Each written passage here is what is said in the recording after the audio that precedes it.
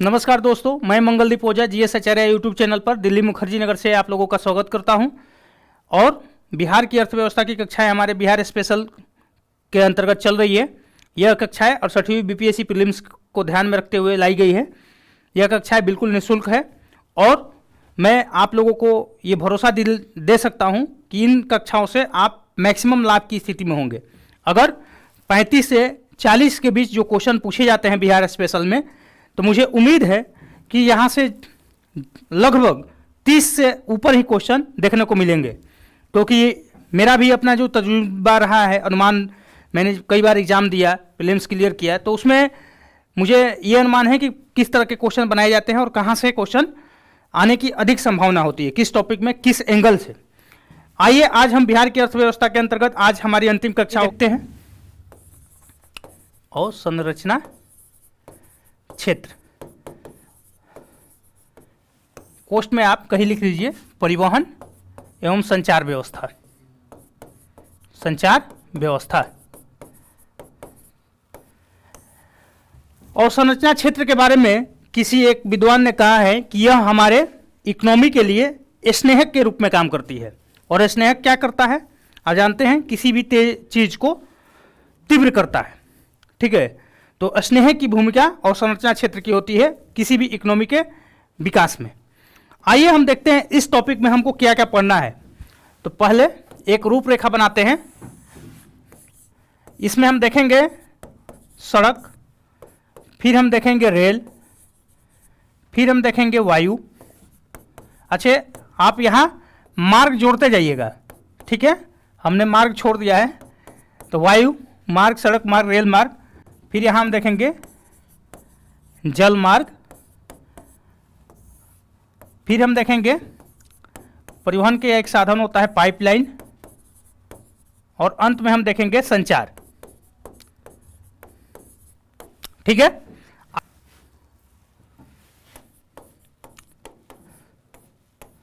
सड़क के अंतर्गत जिन बिंदु को हमें देखना है उसमें आइए देखते हैं। पहला तो होगा, हमें देखना है कि सड़क की कुल लंबाई कितनी है, और इसमें जो सड़कें शामिल हैं उसमें राष्ट्रीय राजमार्ग है, राज्य मार्ग है, उसके बाद ग्रामीण सड़कें हैं और जिला पथ है, और शहरी सड़क भी है। तो 5 कैटेगरी को मिलकर सभी जो टोटल लंबाई है वो कितनी है। तो राज्य में सड़क की कुल लंबाई जो है, सड़क की कुल लंबाई वो है 2,90,571 किलोमीटर।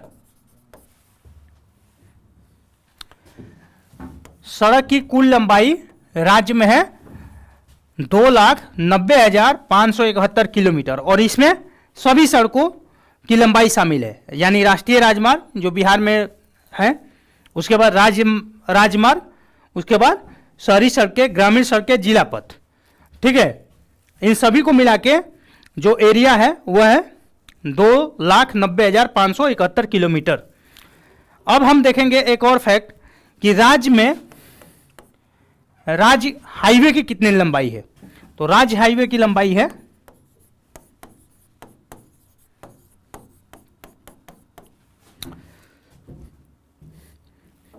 3714 किलोमीटर। तो आप इसे भी एक महत्वपूर्ण फैक्ट के रूप में याद रखेंगे कि 3714 किलोमीटर राज्य हाईवे की कुल लंबाई है। यहीं पर एक और फैक्ट याद कर लीजिए कि राज्य हाईवे में अग्रणी 3 जिले कौन हैं। तो अग्रणी 3 जिले राज्य हाईवे में,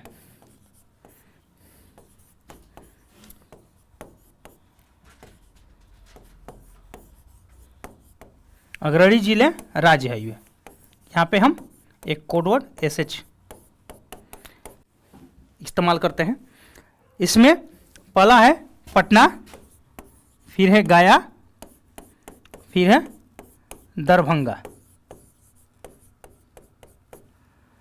ठीक है, तो राज्य हाईवे में जो अग्रणी जिले हैं उसमें पहला स्थान है पटना का, दूसरा है गया का, और तीसरा है दरभंगा का।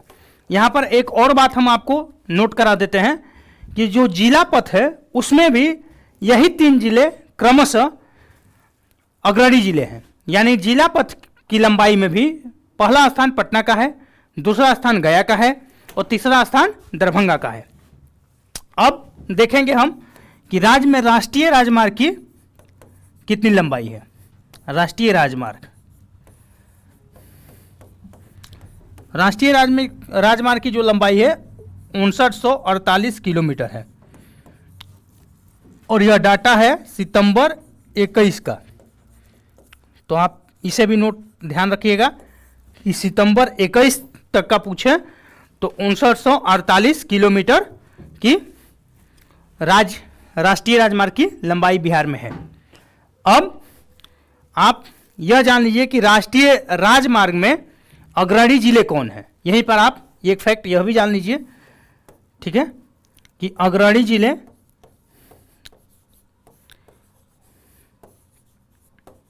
कौन है। यहां पे हम एक फिर कोड यूज कर लेते हैं, NH। तो राष्ट्रीय राजमार्ग में जो अग्रणी जिले हैं उनमें है पटना, मधुबनी एवं मुजफ्फरपुर। तो राष्ट्रीय राजमार्ग की लंबाई में जो अग्रणी जिले हैं उसमें पटना, मधुबनी और मुजफ्फरपुर, ठीक है। और यह आंकड़ा भी सितंबर 21 का ही है। अब थोड़ा सा आप एक कंसेप्चुअल जानकारी यहां पे रख लीजिए।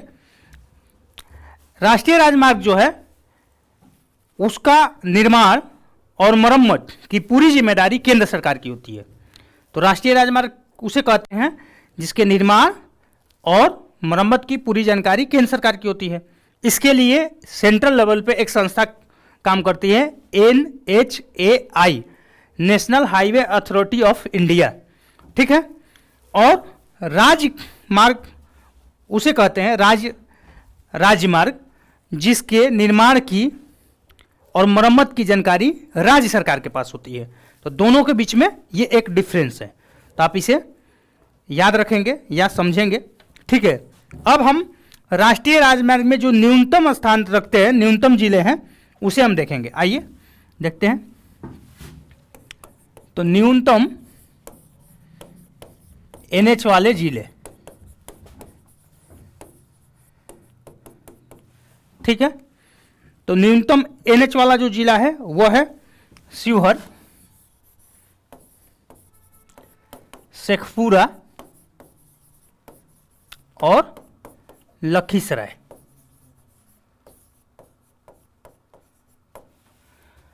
तो जहां न्यूनतम नेशनल हाईवे है लंबाई जिन जिलों में, उनमें पहला स्थान है शिवहर का, दूसरा है शेखपुरा का और तीसरा है लखीसराय का, ठीक है।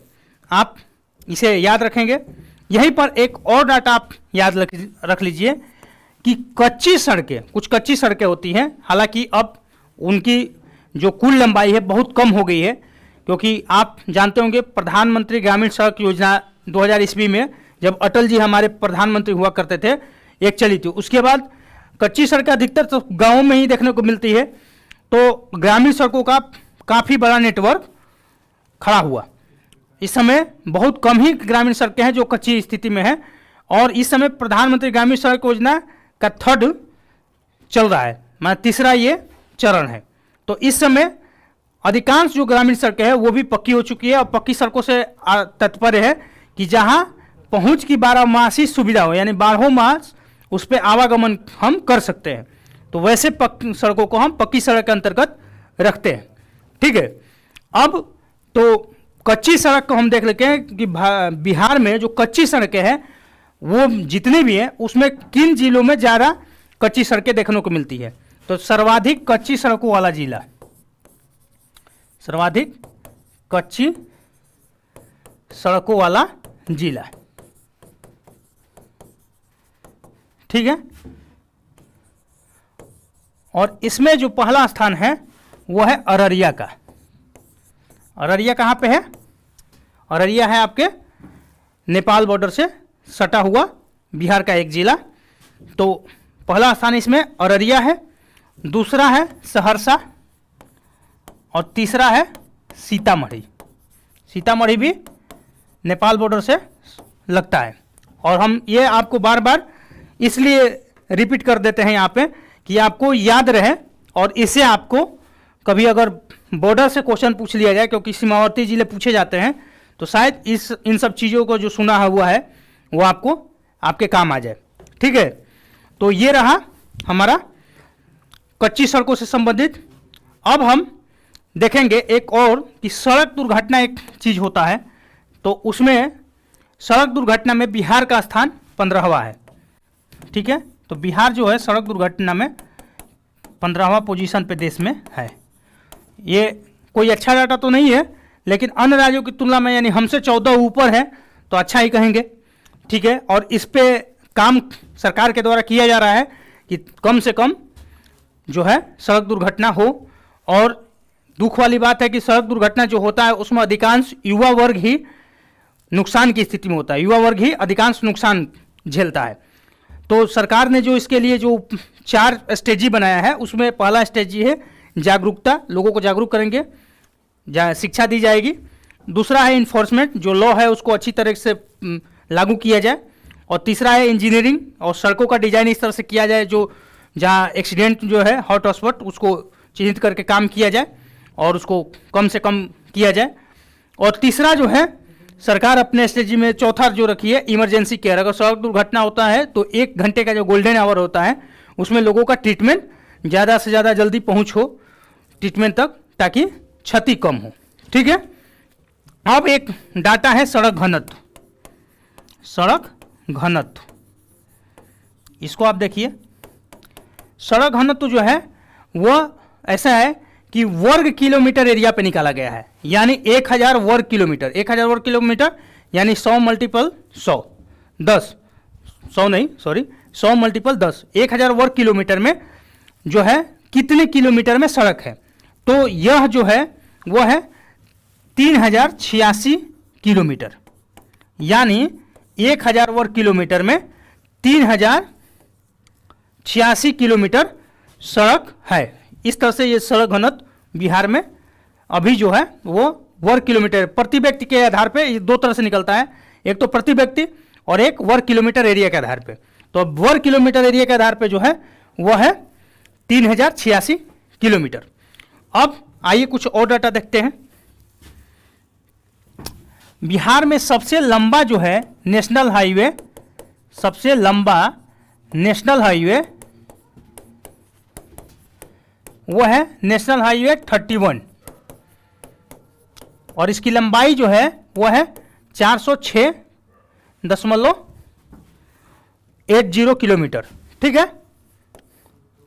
तो आपसे पूछा जा सकता है एग्जाम में कि सबसे लंबा नेशनल हाईवे कौन है, तो NH 31। और इसी तरह से सबसे छोटा जो नेशनल हाईवे है, सबसे छोटा नेशनल हाईवे वो है 727 क।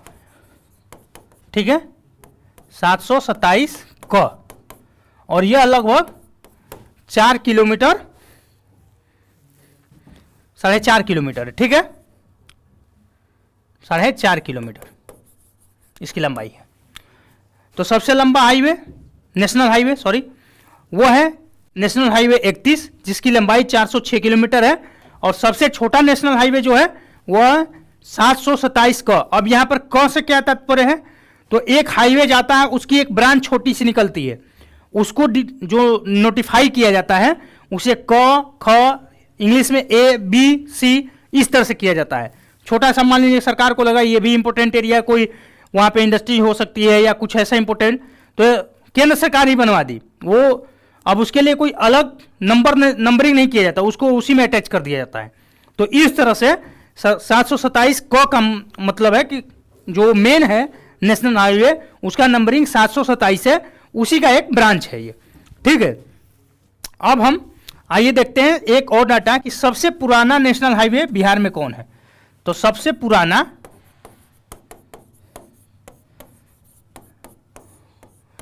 नेशनल हाईवे, ये तो आप शायद जानते होंगे, वो है नेशनल हाईवे 2, जिसकी संख्या है 2, इसे ग्रैंड ट्रंक रोड के नाम से भी जानते हैं, ग्रैंड ट्रंक रोड। और इसका आप जैसा कि जानते होंगे कि शेर शाह सूरी ने इसका निर्माण कराया था, आगे अंग्रेजी काल में इसे ऑकलैंड ने मरम्मत करवाई। तो ये 2 फैक्ट और आप याद रखिए, इतिहास से ये फैक्ट है कि शेर शाह सूरी के द्वारा इसे निर्मित किया गया था, और आगे ऑकलैंड एक प्रशासक होता है ब्रिटिश काल में, उसने इसकी मरम्मत करवाई। ठीक है, अब हम इससे संबंधित कुछ और फैक्ट देखते हैं। उसमें आइए एक और फैक्ट देखते हैं कि बिहार सरकार एक अपना एक्सप्रेसवे बना रही है, और एक्सप्रेसवे का जो डिफिनीशन है पहले वो आप जानिए। एक्सप्रेसवे है कि जो व्यापारिक वाहन है उनको कम समय में अपने गंतव्य तक पहुंचाने वाला मार्ग। लेकिन ये राष्ट्रीय राजमार्ग या राज्य राजमार्ग से कुछ विशेष चीज़ों में अलग होता है। इस पे जो पहुंच होता है, यानी पहुंच इस संदर्भ में कि जैसे आप देखिएगा कोई राजमार्ग जा रहा है तो उसमें आके और इधर उधर से कई सड़कें मिलती है। एक्सप्रेसवे में इस तरह से सड़कों को उस पे पहुंच बहुत कम दिया जाता है, बहुत सोच समझ के जगह जगह पे पहुंच दिया जाता है। साथ ही उसको थोड़ा घेराव भी मिलता है, यानी पशु वशु भी न आने पाए। तो उस तरह के राजमार्ग को एक्सप्रेसवे कहा जाता है। और बिहार अपना पहला एक्सप्रेसवे बना रहा है औरंगाबाद टू जयनगर, औरंगाबाद टू जयनगर। जयनगर मधुबनी में है, नेपाल बॉर्डर से सटता है मधुबनी भी। और इसकी लंबाई जो होगी वह है 271 किलोमीटर, और यह जो है कुल 8 जिलों से होकर गुजरेगा।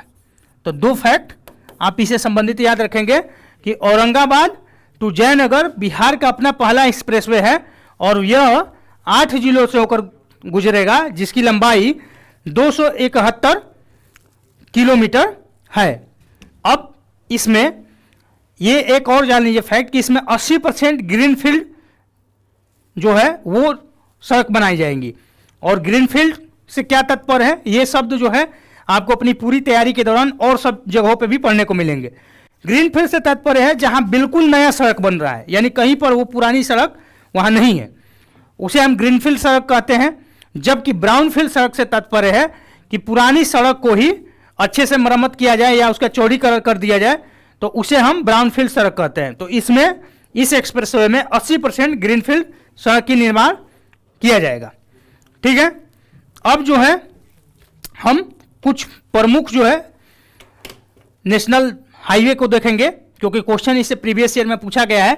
उसके पहले हम 1-2 फैक्ट आपसे ऐसे डिस्कस कर लेते हैं, उसको आप चाहेंगे तो नोट कर ले। जैसा कि आप जानते होंगे कि इंफ्रास्ट्रक्चर डेवलपमेंट से संबंधित केंद्र सरकार का एक महत्वाकांक्षी परियोजना है पीएम गति शक्ति योजना, और इस योजना के तहत जगह जगह मल्टी मॉडल कनेक्टिविटी हब बनाने का प्रोग्राम है। अब आप सोच रहे होंगे कि मल्टी मॉडल कनेक्टिविटी हब क्या है।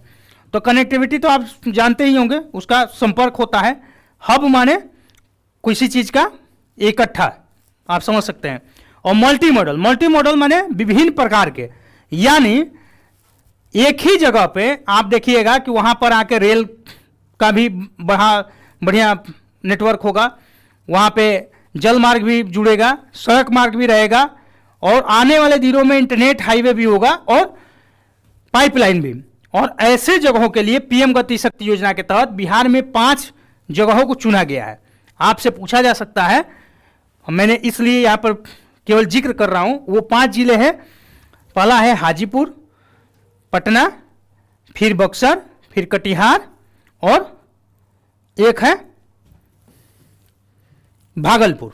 ठीक है, तो पटना, भागलपुर, बक्सर, हाजीपुर और कटिहार, ये 5 जिले हैं जहां पर multi modal hub, connectivity hub बनाने की पीएम गति शक्ति योजना के अंतर्गत प्रोग्राम है। तो इनको आप याद रखेंगे। और उसके बाद हम आइए कुछ देखते हैं प्रमुख राजमार्ग को। तो प्रमुख नेशनल हाईवे, ठीक है, इसमें पहला हम देखेंगे नेशनल हाईवे 28, क्योंकि प्रीवियस ईयर में एग्जाम में पूछा जा चुका है कि नेशनल हाईवे ये मान लीजिए कोई दे दिया, जैसे अभी हम पढ़ रहे हैं नेशनल हाईवे 28, ये कहाँ से कहाँ जाता है। तो आपको ये चीज़ें जो महत्वपूर्ण हाईवे है वो आपको याद होने चाहिए। तो नेशनल हाईवे 28 जो है वह है गोपालगंज टू बरौनी, गोपालगंज टू बरौनी। आपको यहां हम बता दें कि यह हाईवे लखनऊ से आता है, लखनऊ टू गोरखपुर को भी जोड़ता है और गोरखपुर से आगे यह बिहार में प्रवेश करते हुए बरौनी तक जाता है।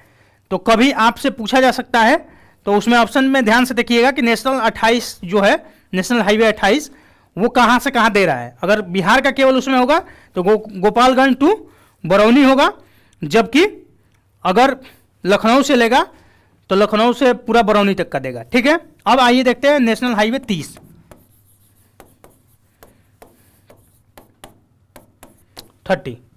नेशनल हाईवे जो 30 है वह है मोहनिया टू बख्तियारपुर, मोहनिया टू बख्तियारपुर।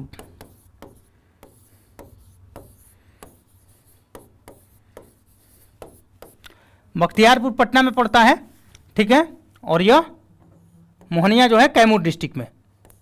ठीक है, तो Mohania to Bakhtiyarpur national highway 30, इसकी कनेक्टिविटी यहाँ तक है।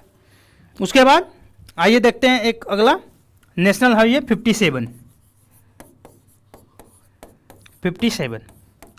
नेशनल हाईवे जो 57 है वह मुजफ्फरपुर से पूर्णिया को कनेक्ट करता है। तो मुजफ्फरपुर टू पूर्णिया, ठीक है। अब हम देखेंगे नेशनल हाईवे 77, और यह जो है वो हाजीपुर टू सोनबरसा, हाजीपुर टू सोनबरसा। कोष्टक में कहीं से आप लिख सकते हैं सीतामढ़ी होते हुए जाता है, ठीक है, सीतामढ़ी में को भी कनेक्ट करता है। तो हाजीपुर टू सोनबरसा, ठीक है। उसके बाद आइए एक देखते हैं नेशनल हाईवे 82।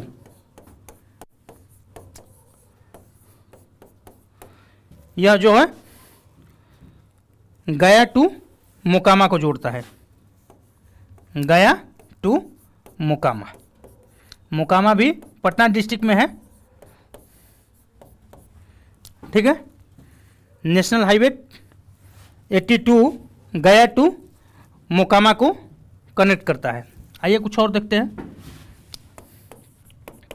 नेशनल हाईवे 85, यह जो है छपरा से गोपालगंज को कनेक्ट करता है। यह प्रीवियस ईयर में पूछा भी गया है।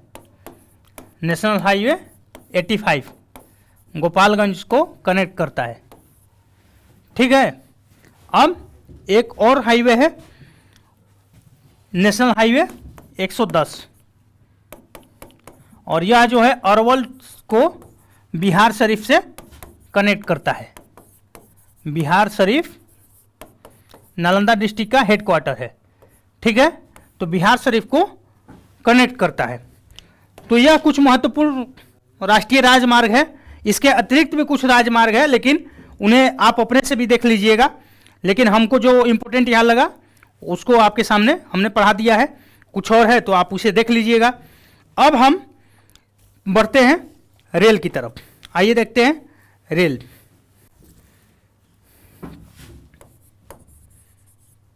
रेल के अंतर्गत पहला तो जो जानकारी है वह है पटना मेट्रो रेल परियोजना, ठीक है। तो पटना मेट्रो रेल परियोजना जो है अभी एग्जीक्यूटिव माने कार्यान्वयन के चरण में है, चालू नहीं हुई है। तो सिर्फ आप इतना याद रखिएगा कि पटना मेट्रो रेल प्रोजेक्ट, इसके 2 कॉरिडोर होंगे, एक पूर्वी पश्चिमी, एक उत्तरी दक्षिणी, ठीक है। कुल 24 स्टेशन इसमें बनाने की चर्चा है और लगभग 30 किलोमीटर की ये लंबाई में होंगे, ठीक है। और इसके लिए 25 सितंबर 2018 को स्पेशल पर्पस व्हीकल यानी एक कंपनी का गठन किया गया है, ठीक है। और वह है Patna metro rail corporation limited, जो इस कार्य को पूरा करेगी। तो सिर्फ आप इतना याद करके रखिएगा कि पटना मेट्रो रेल परियोजना जो है 2018 से उस पर काम होना चालू हो गया है। ठीक है। और उसके लिए जिस कंपनी का काम गठन किया गया है वो Patna metro rail corporation limited है। ठीक है, अब हम देखते हैं, आइए कुछ और चीज़ों को। बिहार में रेल का जो प्रारंभ होता है तो वो होता है 1860 से 62 में। तो पहला तो फैक्चुअल जानकारी जो है आप ये याद रखिएगा कि 1860 से 62 में रेल का प्रारंभ होता है। और आप जैसा कि जानते होंगे कि इंडिया में 1853 में पहली रेलगाड़ी चलाई जाती है, जबकि बिहार में हम देखते हैं कि 1860 से 62 में और पहला रेल प्रारंभ होता है। उसके बाद इससे दूसरी संबंधित जो जानकारी है वो है कि पटना में रेल मार्ग की कुल लंबाई कितनी है। तो पटना में रेल मार्ग की कुल लंबाई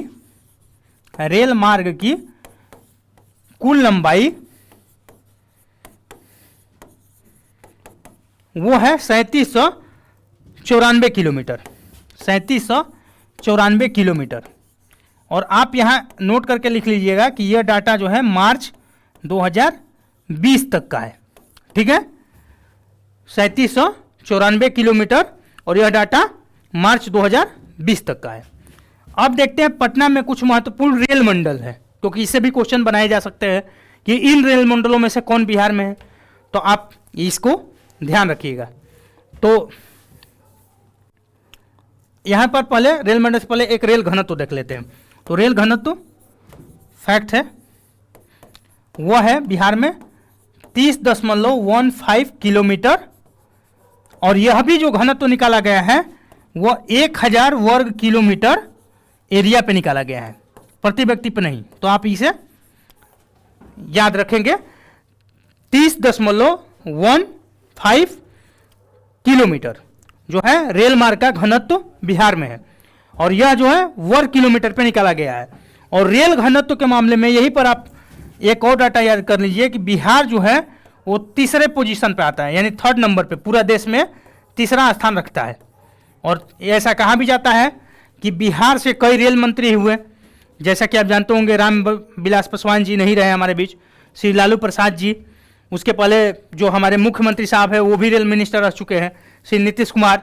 उसके पहले जो एक और जगन्नाथ मिश्रा जी जो थे पूर्व सीएम, उनके भाई साहब थे, मैं नाम रिकॉल नहीं कर पा रहा हूँ, तो वो भी रेल मिनिस्टर रह चुके थे, वो इंदिरा गांधी जी के कार्यकाल में। तो इस तरह से बिहार ने काफ़ी रेल मंत्री दिया है। तो रेल मंत्री ने रेल के विकास में काफ़ी काम भी किया है। जो मिनिस्टर जहाँ रहता है जहाँ से वहाँ अधिक काम करने को देखा जाता है कि उस डिपार्टमेंट का अधिक काम होता है। ये आप वॉच करके देख लीजिएगा, जो मिनिस्टर जहाँ से रहेगा उस डिपार्टमेंट का कोई ना कोई वहाँ काम होगा ही स्पेशल। और अब आइए देखते हैं बिहार में स्थित रेल मंडल। तो बिहार में कुल रेल मंडल 4 है, और यह जो है दानापुर,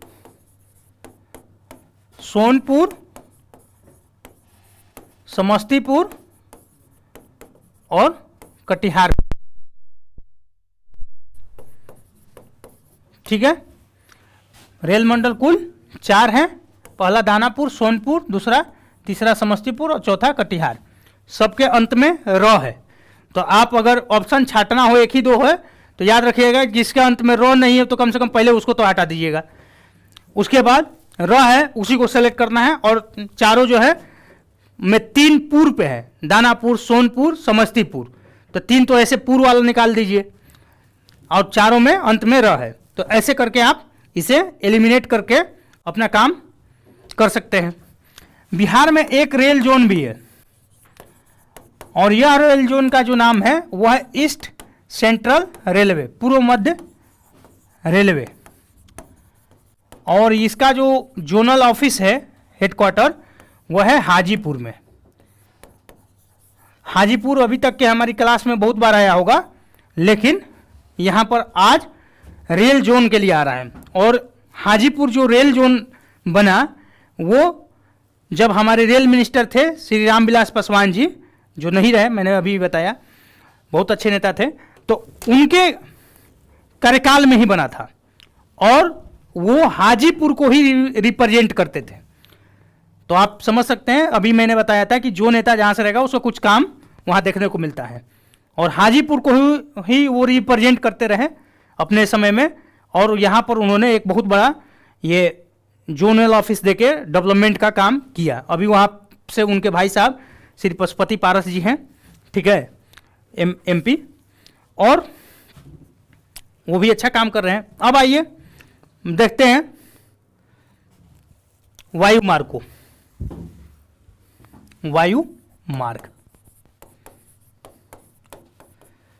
ठीक है।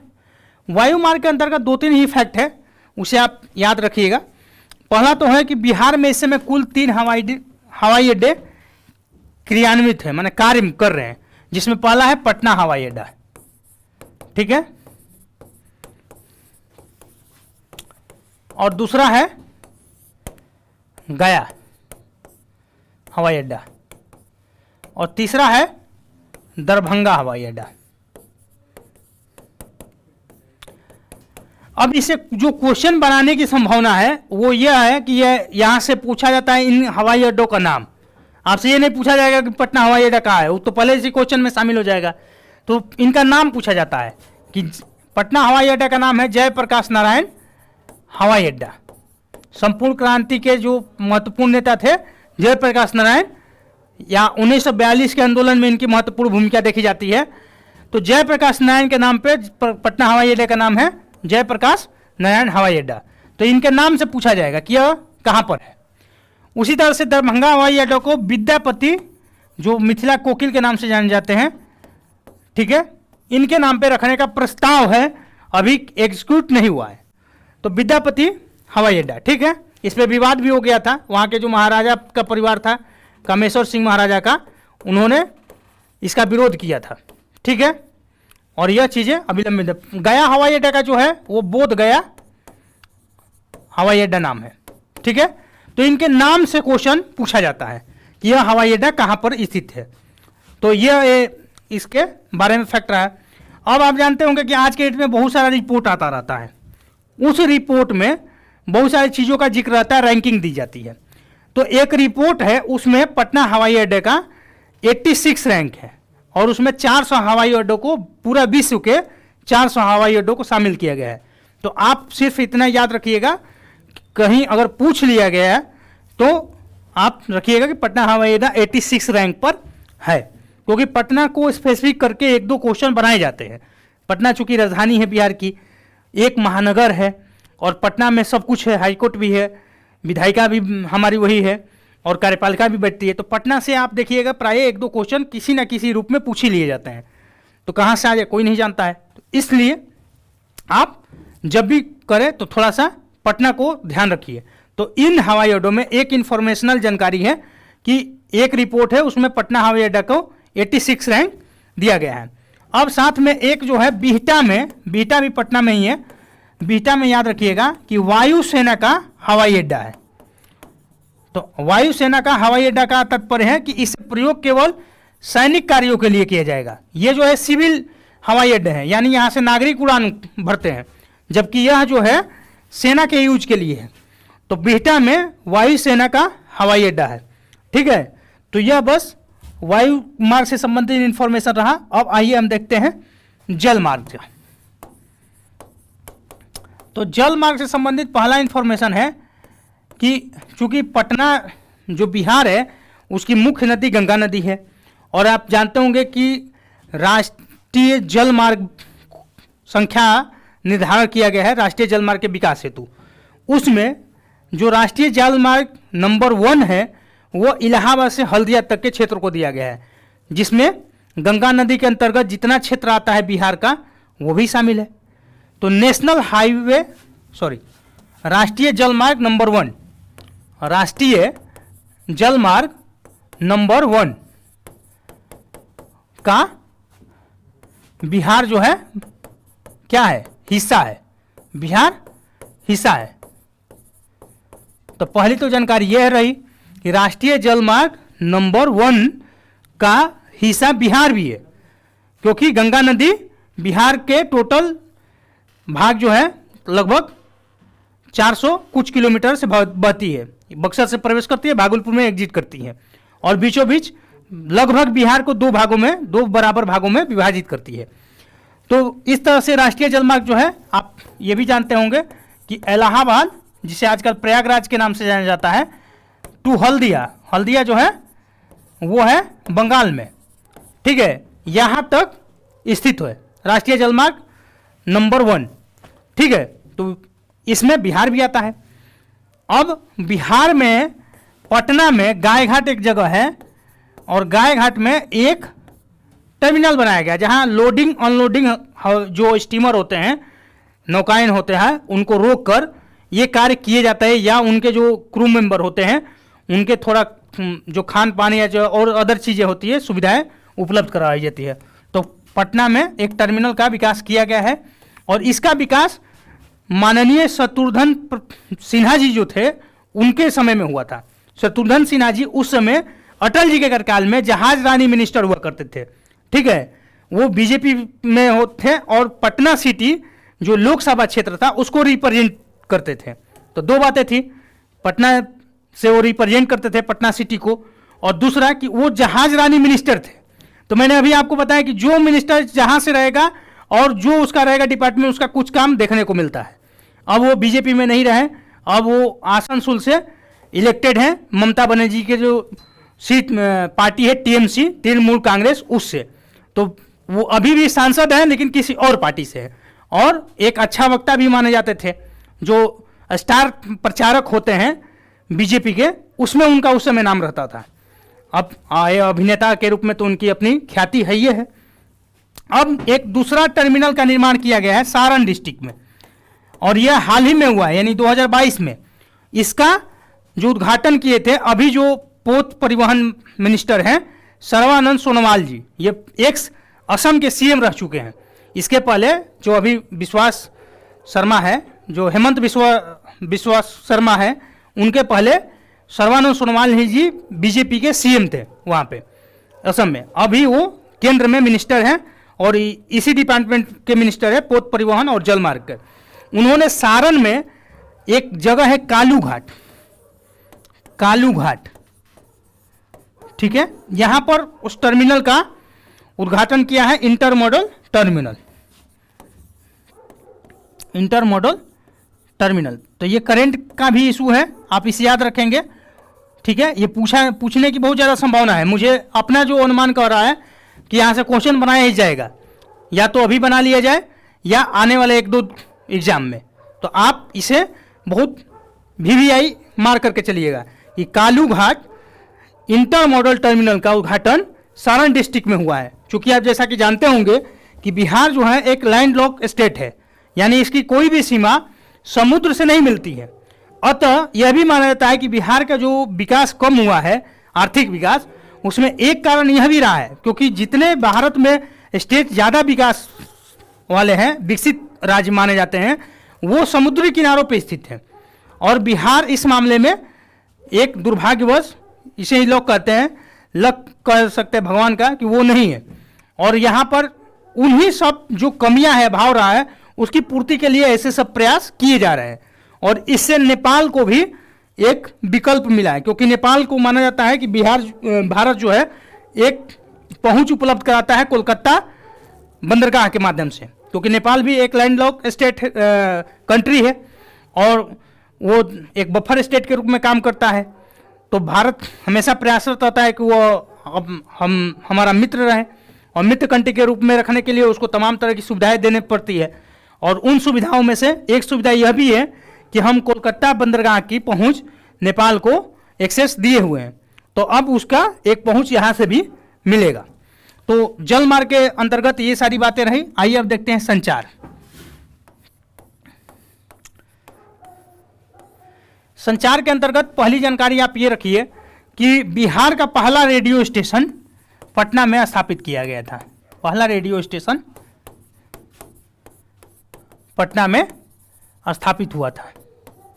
तो फर्स्ट इंफॉर्मेशन तो ये है। दूसरा है कि पहला दूरदर्शन केंद्र, वो दूरदर्शन केंद्र मुजफ्फरपुर में स्थापित किया गया था। इसे क्वेश्चन प्रीवियस ईयर में पूछा भी गया है, ठीक है। तो आप ये याद रखिएगा, यह बना स्थापित हुआ था 1978 में। और हमारा आर्यभट्ट पहला उपग्रह कब प्रक्षेपित हुआ था? 1975 में। तो मैं एक्स्ट्रा फैक्ट भी इसके साथ दे रहा हूं और लिंक भी कर रहा हूं ताकि आपको चीजें याद रहे।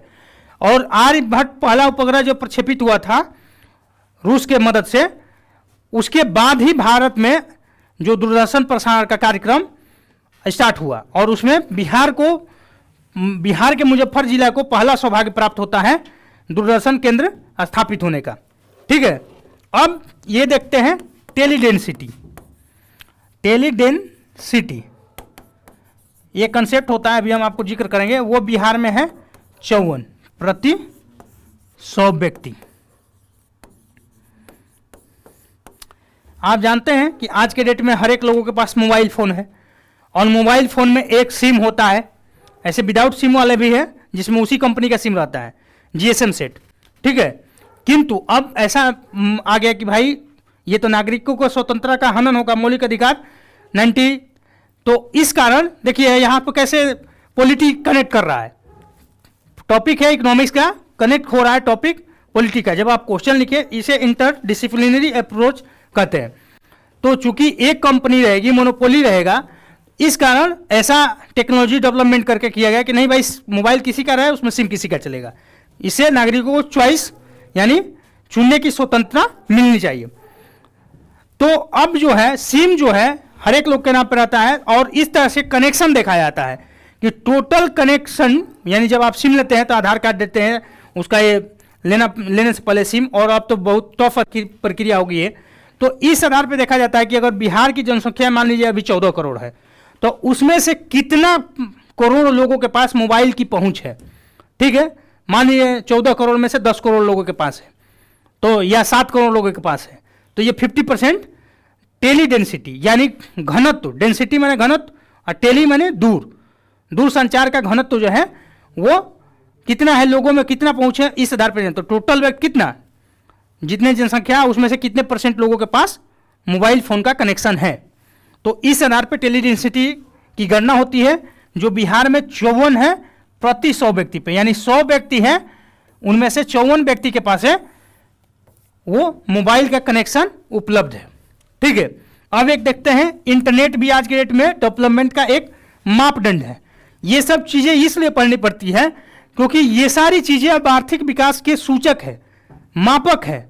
इसलिए हम लोगों को पढ़ना पड़ता है कि इन सब चीजों में चूंकि वर्ल्ड कहा जा रहा है, इंडिया कहाँ है और इंडिया में अपना बिहार कहाँ है, और ये सब चीज़ों का अगर आप यूटिलाइज मेंस में भी करते हैं तो आपकी आंसर जो है दूसरे से ज़्यादा भिन्न होगा और आपको अच्छे नंबर आने होंगे। लेकिन हाँ, ये टॉपिक मैंने देखना है कि कहाँ यूटिलाइज आपके ऊपर है।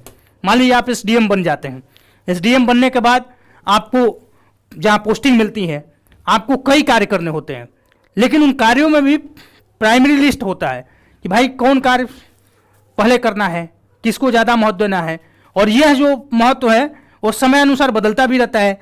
मान लीजिए आपके अनुमंडल में सीएम साहब का दौरा है और भी सारे कार्य हैं, लेकिन वो इतना इम्पोर्टेंट अब नहीं रह जाता है जितना सीएम साहब का दौरा को अरेंजमेंट है। तो समय अनुसार ये चेंज हो गया। अगर मान लीजिए आपदा का सीजन चल रहा है, बिहार में अधिकांश बाढ़ का प्रकोप देखने को मिलता है और उस समय में कोई और भी कार्य है तो उस समय आपदा को महत्व देना है। तो उसी तरह से डेवलपमेंट में इंटरनेट कनेक्शन जो है ये देखा जाता है कि कौन राज्य कहाँ पर इंटरनेट में पहुंचा हुआ है, क्योंकि आज जो जिस हम युग में जी रहे हैं वो इंटरनेट का युग है। आप जानते हैं कि ग्रामीण क्षेत्र तक भी इसी इंटरनेट ने ऐसी क्रांति, सूचना क्रांति लाई है कि अमेरिका में जो चीज़ें अभी घटित होती है कुछ मिनटों कुछ सेकंडों के अंदर वो हजारों किलोमीटर दूर, हजारों मील दूर बैठे लोग तुरंत जान जाते हैं कि ये चीज़ें, ऐसी घटना वहाँ पे घट चुकी है। तो इस इंटरनेट क्रांति का ही ये परिणाम है। तो इन सब चीज़ों पे किसी भी राज्य का, किसी भी व्यक्ति का भी आकलन आजकल किया जाता है कि वो कितना डेवलप है। तो इंटरनेट ग्राहक को हम देखेंगे तो बिहार में इंटरनेट ग्राहक कुल इस समय है 5.5 करोड़। ठीक है, तो 5.5 करोड़ इंटरनेट ग्राहक है। और जैसा कि आप जानते होंगे कि बिहार की आबादी जो है 2011 की जनगणना के अनुसार लगभग 10.5 करोड़ है। ठीक है, लगभग 10.5 करोड़। ऐसे तो अभी जो जनगणना होने वाला है पोस्टपोन कर दिया गया था, 21 में अब होने जा रहा है 22 में, 23 में वहाँ पर भी बिहार सरकार भी अपना जातीय गणना करवा रही है, तो वो एक अलग है। और सेंट्रल का जो सेंसस होता है हर एक 10 वर्ष में, वो एक अलग है। तो उसमें अब पता चलेगा कि शायद अनुमान है कि 14-15 करोड़ हम लोग हो गए होंगे बिहार वासी, जबकि 11 की जनगणना के अनुसार 10.5 करोड़ थे। उस हिसाब से देखें तो लगभग 50% से ऊपर लोगों के पास हमारे यहाँ इंटरनेट कनेक्शन है। ठीक है, अब कुछ योजना जान लीजिए जो इससे संबंधित है, इंटरनेट क्रांति को और ज़्यादा प्रसारित करने के लिए, विकास के लिए। तो उसमें एक आता है योजना विश्वास,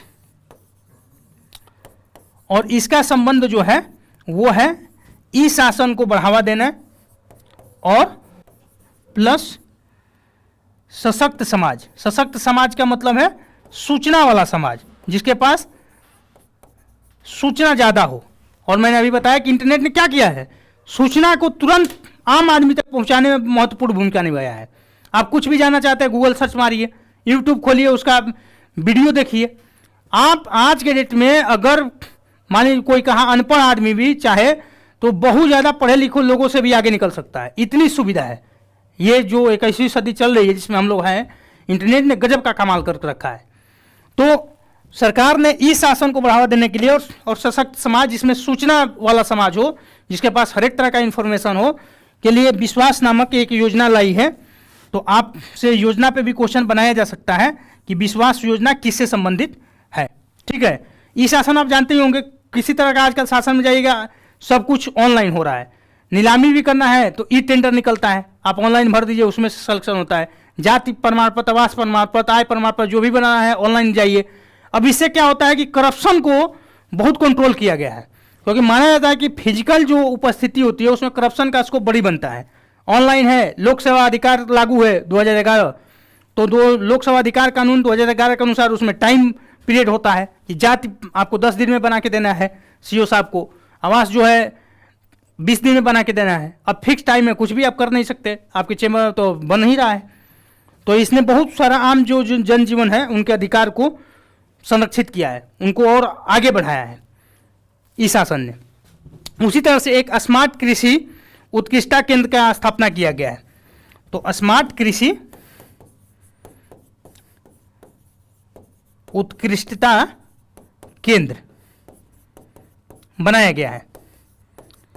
अब इसमें कृषि से संबंधित जो है सूचनाएं किसानों तक पहुंचाई जाती है। जैसा कि आप जानते होंगे कि कृषि प्रधान राज्य है बिहार अपना, और आज भी आजीविका का जो सबसे प्रमुख स्रोत है बिहार में वो किसान का कृषि है, या उससे संबंधित जो गतिविधियां हैं, मत्स्य पालन, पशुपालन, मुर्गी पालन, भेड़ पालन, बकरी पालन, लेकिन उसमें भी महत्वपूर्ण है कृषि। अब इसमें क्या किया जाता है, जैसे मान लीजिए मौसम कहीं का खराब है तो उसमें किसानों का नंबर है, मोबाइल नंबर उन प्रसारित कर दिया जाता है मैसेज कि अभी बारिश की संभावना इन जिलों में है। फिर इसी तरह से ओला गिरना का है वो भी प्रसारित। सबसे महत्वपूर्ण काम इसमें हो रहा है जो वज्रपात की घटनाएं हम देखने को मिलते हैं, किसान अपने खेतों में होते हैं और वज्रपात से इन दिनों में बिहार में काफ़ी संख्या में मृत्यु हुई है। तो वैसे सब घटनाओं से बचने के लिए भी इसका यूज किया जा रहा है कि एक मौसमी घटना का अवलोकन करके और किन क्षेत्रों में वज्रपात की अधिक संभावना है किसानों को सूचित कर दिया जाता है कि भाई आप अपने घर में रहिए, आप खेतों में मत रहिए। तो इस तरह से जो जान की हानि होती है उसको काफ़ी कम किया जा सकता है, तो इसके लिए ये यूज किया गया है। आइए अब हम देखते हैं कुछ महत्वपूर्ण पुल के बारे में, क्योंकि पुल भी अवसंरचना का एक पार्ट है। तो पुल, और इसके अंतर्गत हम देखेंगे कि उस पुल का नाम क्या है और किस नदी पे अवस्थित है, उसका क्षेत्र क्या है। तो नाम और नदी और कहाँ है, यानी स्थल। ठीक है, आप जैसा सबसे फेमस जो पुल है महात्मा गांधी सेतु है, ठीक है, इसको तो आप जानते ही होंगे। और यह जो है गंगा नदी पर है, और कहाँ पर है, पटना में। यह पटना से हाजीपुर को जोड़ता है। इससे तो प्रायः जितने भी बिहार के लोग हुए लगभग अपने जीवन में एक बार सफ़र तो कर ही लेते हैं या किए ही होंगे। ठीक है, अब एक दूसरा, ये केवल सड़क मार्ग उपलब्ध कराता है, यहाँ पर रेल कनेक्टिविटी नहीं है, बहुत सारे हम पढ़ेंगे अभी कि जहाँ रेल भी और सड़क दोनों मार्ग है। उसके बाद एक है विक्रमशिला सेतु। विक्रमशिला सेतु